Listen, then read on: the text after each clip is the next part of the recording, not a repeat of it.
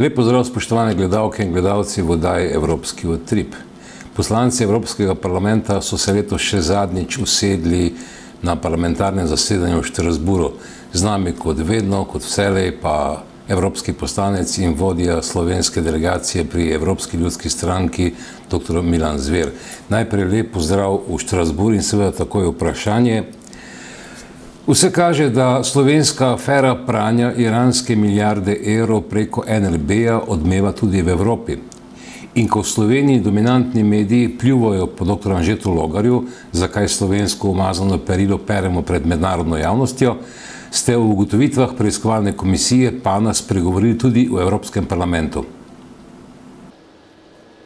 Res je, lep pozdrav najprej iz Štrasbura. Torej, ta zgodba je dosegla evropsko javnost, tako preko nekaterih evropskih medijev, kakor tudi preko inštitucij, zlasti Evropskega parlamenta. Kot veste, je odbor Panama na svoji zadnji seji, prednje končal s svojim poslanstvom, razpravljal oziroma imel hearing o primeru NLB Iran Gate in lahko rečemo, da smo evropske inštitucije, tudi evropsko politiko dodobra seznanili z nastalo situacijo. Sedaj so seveda na vrsti ustrezne inštitucije tudi v državah članicah Evropske unije. To ni problem, ki bi se lahko razrešil samo v Sloveniji. Jaz sem prepričan, da bodo preiskovalni organi v Nemčiji in drugih državah zelo dobro pogledali, kam se je stekal denar iz Nove Ljubljanske banke, na katere račune, torej oprani denar. Dr. Zver, Slovenska nacionalna televizija je sinoči predvajala dokumentarec z naslovom Revers, v katerem je bila predstavljena prisilna nacionalizacija po komunistični zmagi leta 1945 v Jugoslaviji in tudi vse težave tistih, ki so v procesu denacionalizacije, torej že v Novi Sloveniji, skušali pridobiti odvzeto premoženje. O tem ste spregovorili tudi vi s svojim kolegom. Res je, govorili smo o poročilu Evropske komisije o evropskem državljanstvu, o pravicah evropskih državljanov. Jaz sem seveda to navezal tudi na pravice, na problem, da se nekaterim skupinam, kot je LGTB, namenja izjemno velika pozornost, nekaterim skupinam, ki se pa že desetletja trudijo za popravo krivic, ki so jim bile storjene, pa praktično ničesar. In omenil sem primer slovenskih razlaščencev iz leta 1945.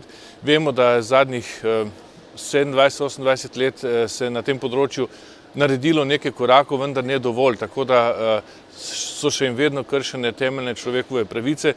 Poznam poti in mantro nekaterih, ki preko tudi Evropskega sodišča v Štrasburu poskušajo uveljaviti svoje pravice, pa jim nekakor ne gre, oziroma je Evropsko sodišče za človekove pravice premalo odzivno, da bi jim pomagalo. Vendar to vojno je treba peljati naprej, vojno z birokracijo, tudi slovensko in tudi evropsko, in jaz sem prepričan, da bodo enkrat te pravice popravljene. Vendar mnogi od upravičencev so že stari v letih in bojim se, da bo za nekatere prepozno. Pa se vseeno premika, bi lahko dejali, po zadnjih dogajanjih v procesu pogajanj o izstopu Velike Britanije iz Evropske unije. Prav poceni je Britanci ne bodo odnesli. Res je, pred nekaj dnevi so zaključili pomembno fazo v pogajanjih z Britanci. Lahko rečemo, da so se Britanci nekoliko pomaknili nazaj, da je Evropska unija, ki je govorila dejansko z enim glasom v teh pogajanjih, dosegla svoje, nastal je nek sporazum, širok 15 strani, kjer so zapisane zaveze obe strani o dokaj kompleksnih vprašanjih. Najbolj kompleksna vprašanja so seveda tista, ki poskušajo zaščititi približno 4 milijone državljanov Evropske unije, da ne bi bili prizadeti zaradi izstopa Velike Britanije. In tukaj so napravljeni veliki koraki naprej, ravno kar v Evropskem parlamentu pogajalec Barnier razlaga postopke in podrobnosti, tako da smo koliko sedaj decembra vsi pozitivno presenečeni nad dobrim procesom pogajanja. Še pred 2 mesecema smo bili veliki pesimisti. Dr. Milan Zver, leto 2017 se počasi poslavlja, še nekaj dni pa bomo proslavili Božič, pa potem tudi novo leto. Kakšno oceno bi mu vi prisodili skozi prizmo evropskega poslanca? Lahko bi rekli, da je bilo to leto vsaj z evropskega vidika uspešnejše, kot je bilo prejšnje leto, predvsem zaradi tega, ker smo umirili nezakonite migrantske pritiske. Prav tako smo uvedli oziroma uspeli v večini evropskih držav močno povečati gospodarsko rast in zmanjšati brezposelnost. Ustvarjajo se nova delovna mesta tudi zaradi investicijskih projektov, ki jih je uvedla Evropska komisija. Skratka, to so vendarle veliki uspehi v tem letu, ki jih ne gre zanemariti. Vendar pa včasih negativne zgodbe, kot so zlasti teroristični napadi in pa premalo uspešna evropska zunanja diplomacija, zunanja služba, daje vtis, da je Evropska unija premalo učinkovita in premalo uspešna. Vendar stvari se postopoma izboljšajo. Naslednje leto pričakujemo še nadaljnjo utrjevanje gospodarstva, še nadaljnjo gospodarsko rast, zmanjšanje brezposelnosti. Gospodarstvo pričakuje nove večje investicijske vložke, praktično vseh, kar pomeni nova delovna mesta. Zlasti se pa veselim, da bo veliko več priložnosti tudi za mlade v okviru Erasmus Plus programa, katerega sem stalni poročevalec Evropskega parlamenta. Begunci in kvote. Če ste zaradi invazije beguncev v letu 2015 podpirali idejo o začasnih kvotah, ste zdaj proti. Gre v tem duhu pojasniti sklep, da ste Evropski komisiji in Evropskemu svetu odzeli pogajalske pristojnosti.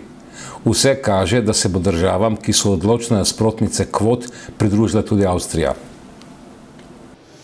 Res je, tukaj smo naredili velik premik od nekega splošnega zaverovanja v permanentne kvote, se je zdaj razpoloženje nekoliko spremenilo, tudi zaradi tega, ker smo nekateri poslanci iz držav Višegrajske skupine, Slovenije, Hrvaške in še nekateri drugi, bili proti temu, da se uvedejo stalne in obvezne kvote s penali.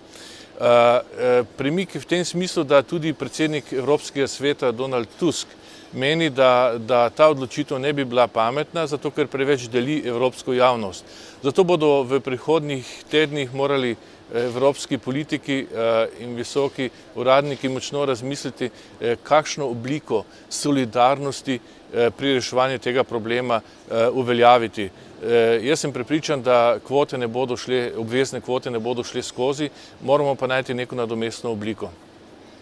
Na koncu še vprašanje, ali je do Štrasbura prišla informacija o tem, da je na Vrhovnem sodišču, pogojno rečeno, padel zakon o drugem tiru in da je bil vrhovni sodnik Jan Zobec deležen fizičnega in verbalnega nasilja enega od pravosodnih policistov. Ja, slednja novica je prodrla tudi v Evropski parlament. Tu sem se o njej pogovarjal z mnogimi kolegi, tudi sam sem prinesel to novico. To je dejansko nezaslišano, kar se je zgodilo v prostori Vrhovnega sodišča. Jaz upam, da bodo ustrezni organi v Sloveniji tokrat vendarle ravnali odgovorno in branili vladavino prava v Sloveniji. Vemo, da z tega vidika ni najbolj na dobrem glasu, ampak vendarle moramo v prihodnje storiti vse, da se vladavina prava, pravna država v Sloveniji izboljša. Jaz sem neštetokrat v Evropskem parlamentu opozarjal na nizko pravno kulturo, na slabo pravno državo, na slabo ravnanje organov, pravosodnih organov v Sloveniji in potrebo, da bi Evropska unija vendarle ukrepala tudi v našem primeru. Vendar nisem zadovoljen z odzivi evropskih inštitucij, preslabo se odzivajo, menijo, da je Slovenija očitno manj pomembna oziroma da ne predstavlja tako velikega problema, ki bi lahko streslo Evropsko unijo. Pa vendarle moramo vsi tisti, ki predstavljamo Slovenijo v Evropski uniji, biti toliko verodostojni, da velike sistemske napake, na sistemske napake opozorimo tudi evropske inštitucije, z namenom seveda, da se stvari izboljšajo. Tukaj ne gre nikakor za blatenje države v tujini, ampak nasprotno, poskušamo prikazati verodostojno sliko z enim samim namenom, da bi se stvari izboljšale. Na koncu, dr. Milan Zver, vse dobro v letu 2018 vam in vašim poslanskim kolegom. Res je, želim vašim gledalcem in tudi bralcem spletne strani vse dobro v letu 2018. Jaz sem prepričan, da bo to leto boljše, bolj uspešno, kot je leto, ki se izteka. Hvala lepa še enkrat in srečno. Mi pa se vidimo seveda v novi ponovoletni oddaji Evropski utrip. Srečno.